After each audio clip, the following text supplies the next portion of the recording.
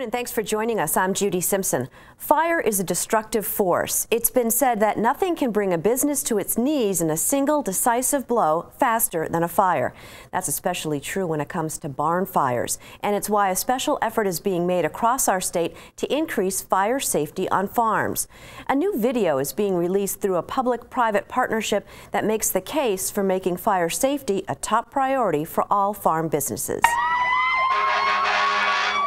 Fire ripped through and destroyed a dairy of distinction early this morning. We weren't aware that the barn was on fire until people stopped by and started knocking in the windows to wake us up. By then, there was a lot of fire in the building.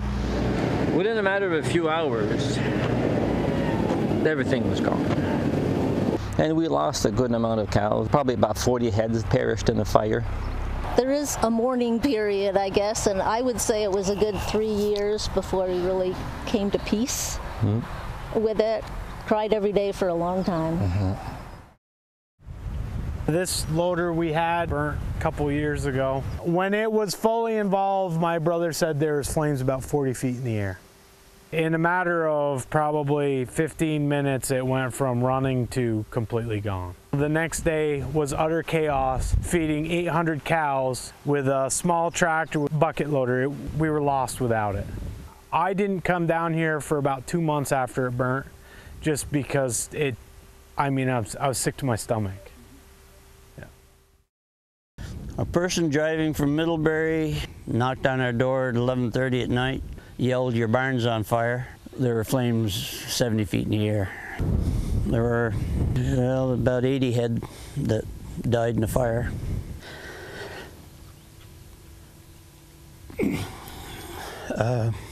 It was a bad night. It was tough for me to even come down here for the following year. I didn't care about coming down here.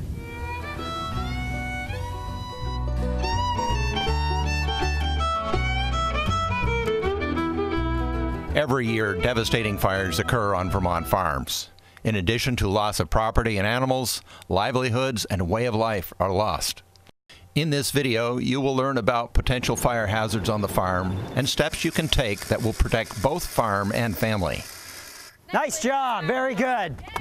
An important first step is for you to identify all the fire hazards on your farm by performing a walkthrough while filling out a fire safety checklist and sketch. From this, you will develop a pre-plan to share with your local fire department. It is not uncommon for your insurance company to assist you with your walkthrough. We recommend you organize your search by barn, housing, farm machinery, and shop. So typical of a farm shop, we have the cutting torches with the oxygen and acetylene tanks. The problem area I can see here is the leftover canisters of oil. Particularly the oily rags can be an issue if you're doing any cutting in this area. Sparks can fly up, catch this, or any oil left on the surface. A good point here is they have the extinguisher affixed to the cart itself. So here we have the MIG welder sitting amongst a lot of debris and combustible materials, the cardboard, grease gun, oil cans, things like that. This can be a problem when you're welding. Sparks from the welder jumping onto that and starting a fire. So here we have the shop grinder to make sure that combustibles don't accumulate around the base of it. Sparks coming off this can quickly start a fire. Here we have 3 freezers or refrigerators and 2 microwaves plugged into extension cords attached to that one circuit. This can overload the circuit. They've been taped and temporarily repaired. This is a problem. These will heat up and could potentially start a fire. Keep in mind, extension cords are only for temporary use. Here we have the second electrical cord running along the floor. This can potentially be run over and cut, and this could create a problem if there are any combustibles around it. Make sure you check all of your buildings for uncovered boxes like this. So the solution here is fold these into the box with a proper cover or outlet, and that should take care of the issue.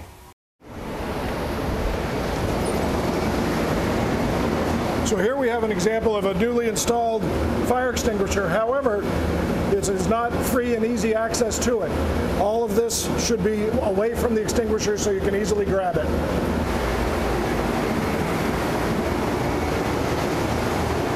And here we have live wires that are just hanging from the ceiling.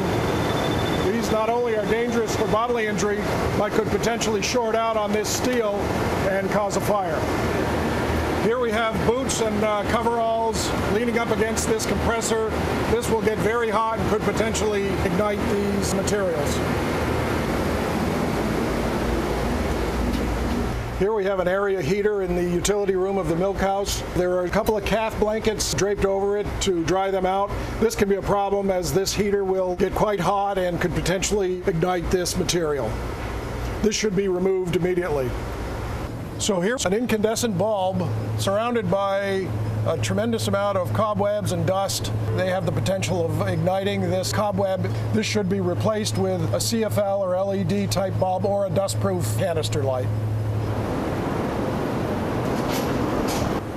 Here we have properly installed electrical switches and receptacles.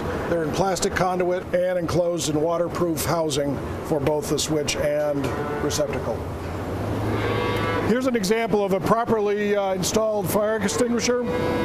It's in an easily accessible location, great signage, very visible, and easy to get to. Sub panels should remove any obstacles in front of them so you can access them. Reduce the amount of dust and debris in here. Should have the covers closed on them. Here's an example of an open splice that could become a problem. This was left there from one of the fans that was removed some time ago, and that should be in an enclosed junction. Broken electrical conduit. The wires are hanging free. It puts stress on the wires, potentially eroding the covering and possibly shorting it out. More broken conduit, and then we have a small amount of coiled wire right below it. This is a problem as it can overheat and cause a fire. Uncovered light switch and 2 uncovered receptacles. This is a problem as it will accumulate dust and dirt in there with the potential of arcing from the wire connections, cause a fire. The owner should get an electrician in here to cover these junctions and put a cover on that switch box. Here we have an open spliced wire left dangling in the air. As you can see, it's live. If this comes into contact with any metal, this could short out and potentially light the debris and grain and everything on the ground on fire. We also have a live switch and receptacle with a partially broken cover. There's an accumulation of dust and cobwebs in here. This wire should be placed in a proper junction box or removed altogether by an electrician. This cover should be reinstalled with a new one. Here's an example of a potential fire hazard. We have an aging tractor that leaks oil and grease and is parked next to piles of hay when it's hot and can potentially light this hay on fire. At the time of the fire, this loader did not have a fire extinguisher in it. If there had been an actual fire extinguisher in this machine and my brother was able to use it at the first sign of smoke, we had a highly good chance of saving this loader. Now every single piece of our equipment has at least a 2.5 pound ABC fire extinguisher. Issues with employee housing, particularly those that have migrant workers, can have issues with the grease on cook stoves, smoke detectors. By law, they should be hardwired. Unfortunately, in many cases, been disconnected or the batteries taken out for another purpose, rendering them ineffective. Make sure that the fire extinguishers are up to date and located properly throughout the mobile home or employee housing. Once you've completed the inspection and filled out the farm fire pre-plan and noted the hazards on your floor plan map, give a copy to your local fire department. In addition, install a reflective E911 locatable address sign clearly visible at the entrance of your farm. This will save the fire department precious minutes in the event of a fire. Also, if you have a farm pond or stream, consider installing a dry hydrant. Dry hydrants provide firefighters with easy access to a critical source of water. But remember, your first line of defense against a fire spreading is to have working fire extinguishers on site. This is what we see oftentimes on farms. Old, outdated extinguishers that are in desperate need of service. Most of the extinguishers have expired. They have no more service inside. We're missing parts on here, and we can see that there's heavy rust on a lot of them. Oftentimes farmers will see that the gauge still says green and just automatically assume that the extinguisher is still good. It doesn't necessarily mean that the extinguisher is going to work during a fire. When a fire extinguisher sits on the ground, it's more conducive to corrosion. It's not uncommon for a fire extinguisher to lose its pressure because the vessel itself is rusted through. This is a good example of a fire extinguisher. It's very, very dangerous. This has about 200 pounds of pressure. When I flip the extinguisher over and I look at the back, I can see that the fire extinguisher is actually bellied a little bit, and we can see massive corrosion in here. Fire extinguishers can explode and you can be injured. 2 people in the past 10 years in the United States have been killed by fire extinguishers that have exploded.